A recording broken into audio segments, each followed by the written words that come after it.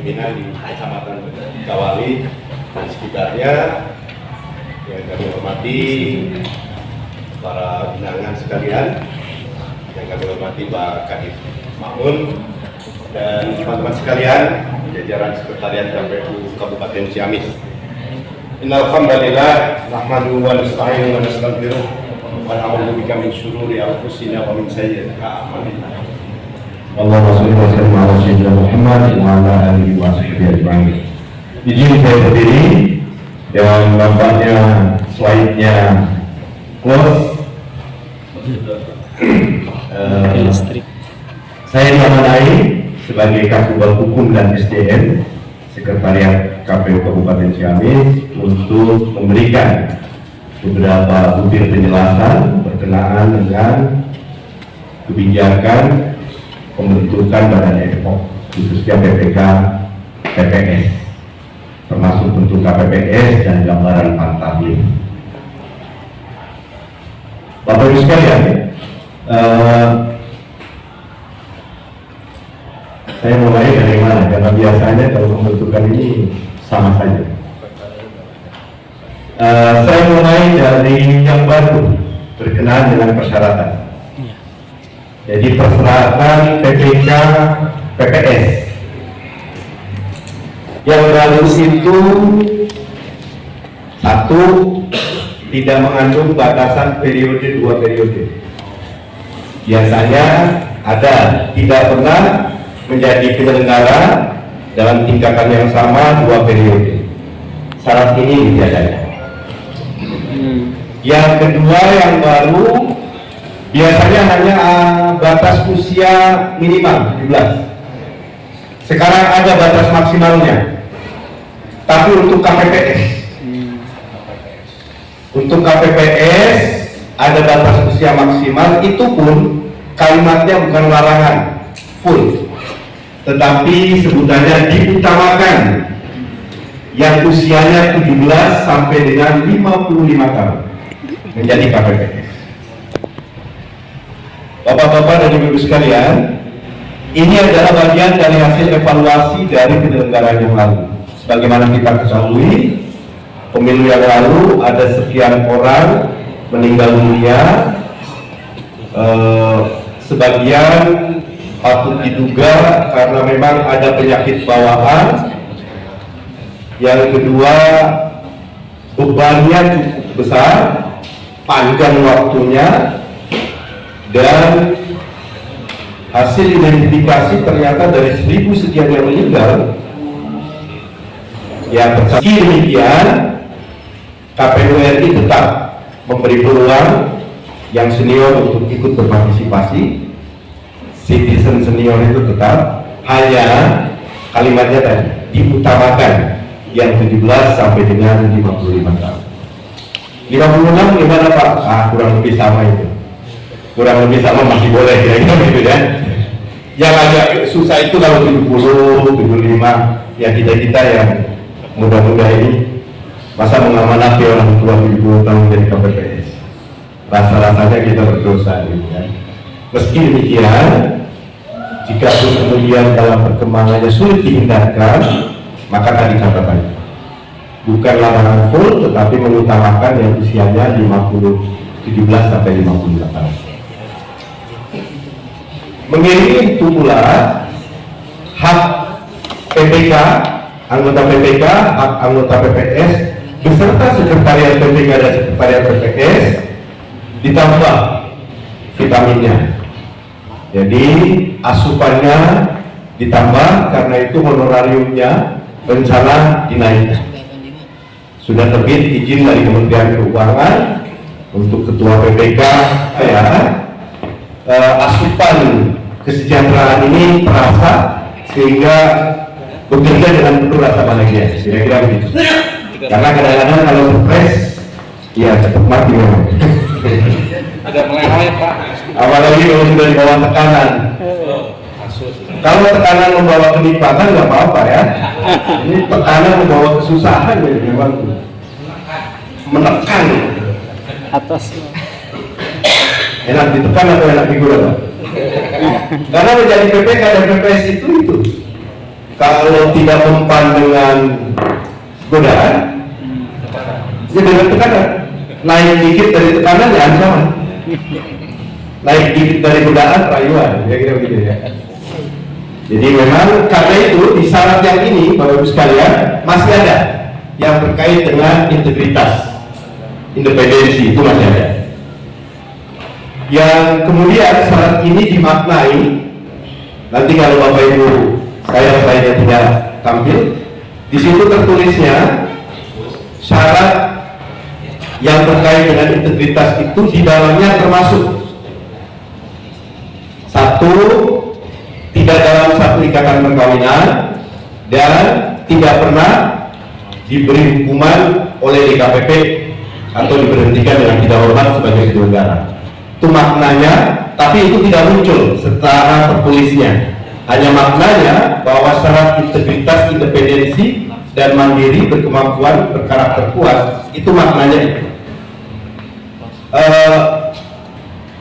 Saya kira hanya 3 bagian yang baru terkait dengan persyaratan, yang lain hampir sama dengan yang terdahulu. Yang baru untuk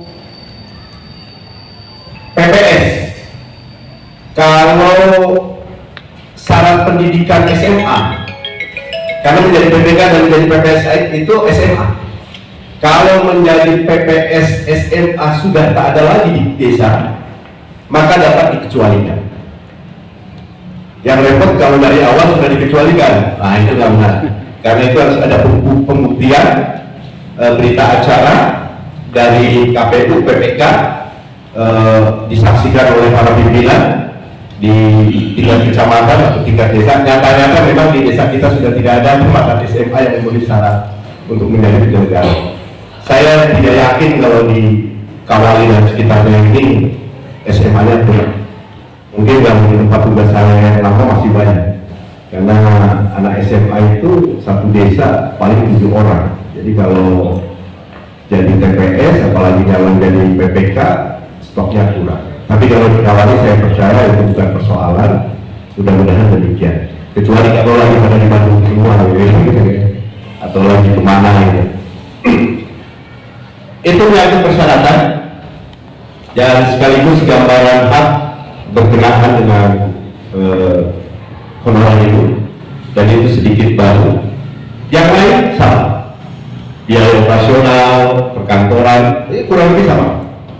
Yang beda lagi, PPK tidak boleh membentuk pokja untuk yang sekarang. Yang lalu masih ada 2 pokja. 2 pokja dibentuk ketika PPK. Yang sekarang rencananya tidak boleh. Meski demikian, kita nanti lihat apakah demikian prakteknya, karena nampaknya ini ada hubungannya dengan ketersediaan anggaran secara nasional. Mudah-mudahan membaik sehingga kemudian kepada para penyelenggara juga membaik. Persyaratan sudah, kemudian hak dasar sudah. Yang baru lainnya yang sudah ada deh. Apa ya?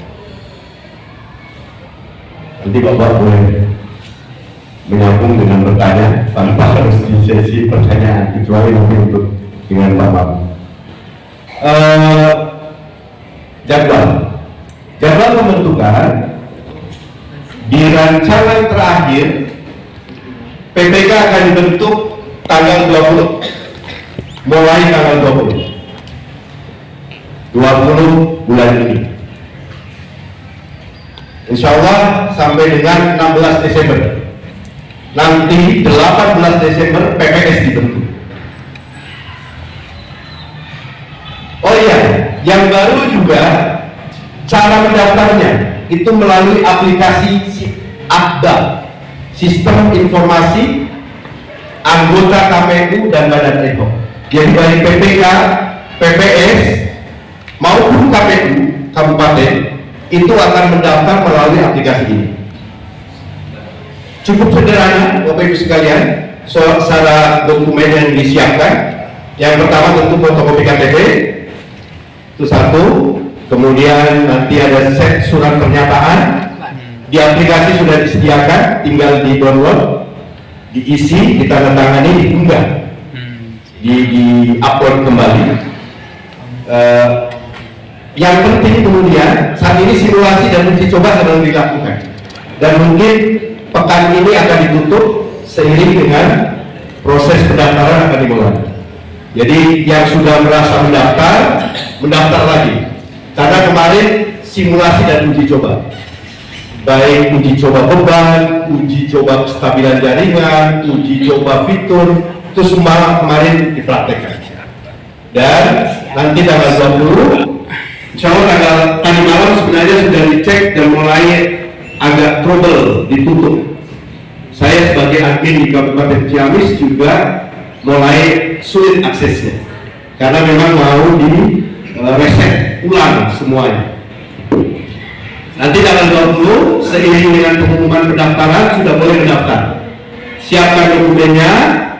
Yang pertama tentu fotokopi KTP, kemudian ada surat pernyataan beberapa, tinggal di print, di aplikasi itu ada. Kemudian surat keterangan juga ada. Untuk surat keterangan kesehatan cukup proses pendaftar, syarat kesehatan itu simpel aja, dari rumah sakit pemerintah atau puskesmas memberi surat keterangan dokter pemerintah, itu cukup dilampirkan, nanti diunggah. Hanya nanti dalam perkembangannya, terutama yang sudah mau masuk fase wawancara, itu diperiksanya sudah mulai komprehensif. Tapi nantilah itu. Pokoknya untuk proses pendaftaran secara mudah garis besarnya begitu. Jadi mohon diteruskan informasi ini. Semua yang mau mendaftar harus punya akun di Akbar. Jadi email, alamat elektronik Bapak Ibu, nanti warga tentu diupayakan sudah punya. Berdasarkan email itu didaftarkan, minta akun. Kalau sudah punya akun, maka sudah bisa proses pendaftaran. Pendaftaran akan berlangsung sampai tanggal 29. Jadi mengiringi pengumuman izin pimpinan di kecamatan dan di desa, tentu nanti kami juga akan mengumumkan, mungkin ditempel, mohon izin di forum ini ditempel melalui Bapak Ibu. Sebetulnya kalau hari ini sudah fix schedule-nya, keputusannya sudah ada, kami sudah bawa itu flyer sama materi pengumumannya. Tapi karena belum ada keputusannya, kami belum bisa. Jadi bahannya itu sudah ada. Jadi nanti kalau di kecamatan, insya Allah dipasang spanduk. Kalau di kantor desa kelurahan bukan spanduk. Lebih pada pengumuman, kemudian ada flyernya. Kira-kira begitu gambaran. Itu yang baru. Terdahulu, oh ya, selain mendaftar melalui aplikasi, kalau mengalami kesulitan, dan saya berharap tidak kesulitan, boleh mendaftar secara manual.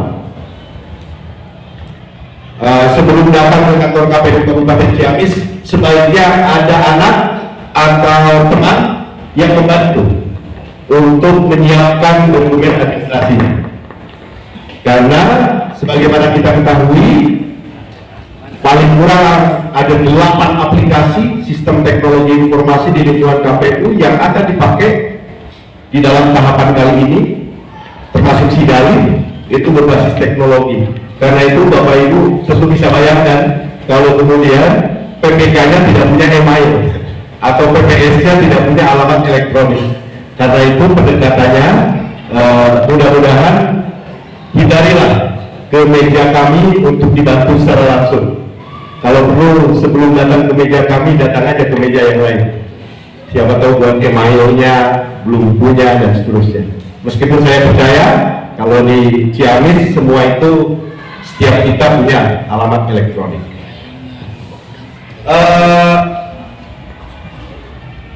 Saya kira itu Bapak Ibu sekalian.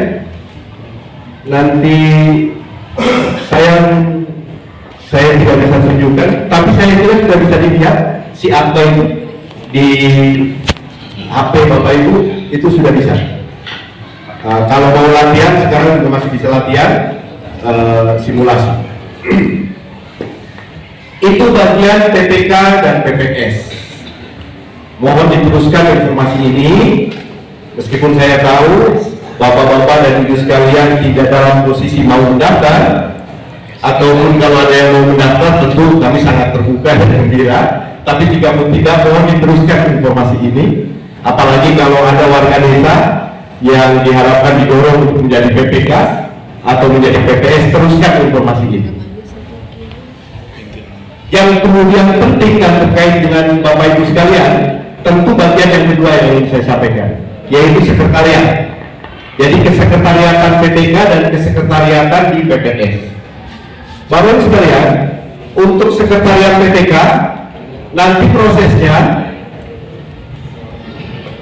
PPK menyampaikan ke KPU, KPU menyampaikan ke Bupati usulannya.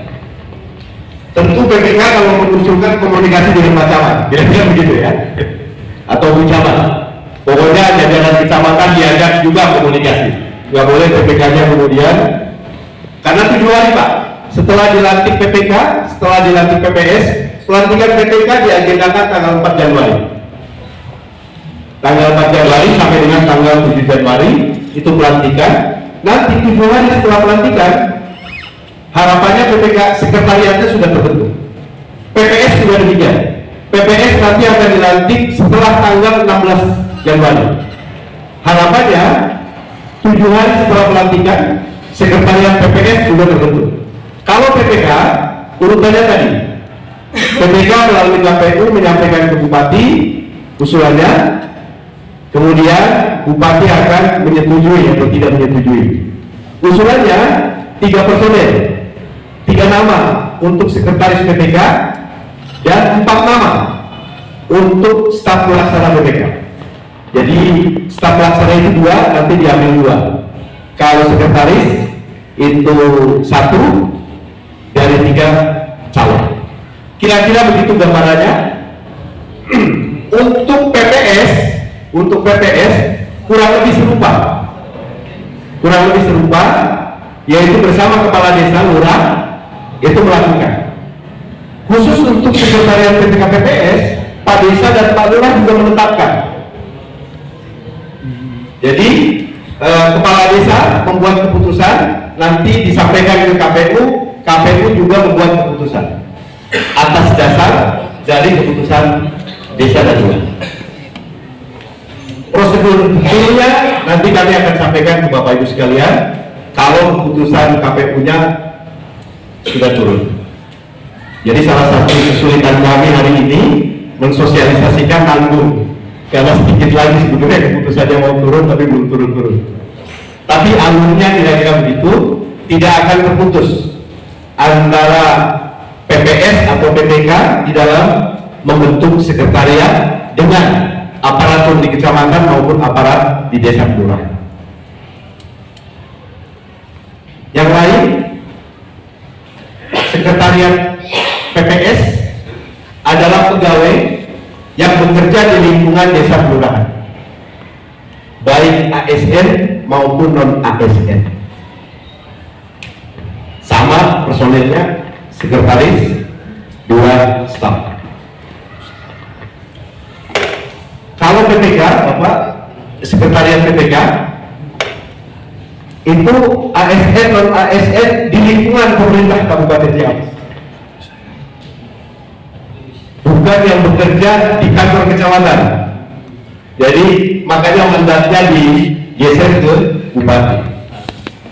Nanti tentu Pak Camat atau Pak Sekcam atau Bu Camat, Bu Sekmat tentu punya pandangan, silakan disampaikan ke PPK terpilih agar PPK terpilih juga memperhatikan pandangan dan pertimbangan dari jajaran kecamatan. Itu untuk urusan sekretariat PPK maupun sekretariat PPS.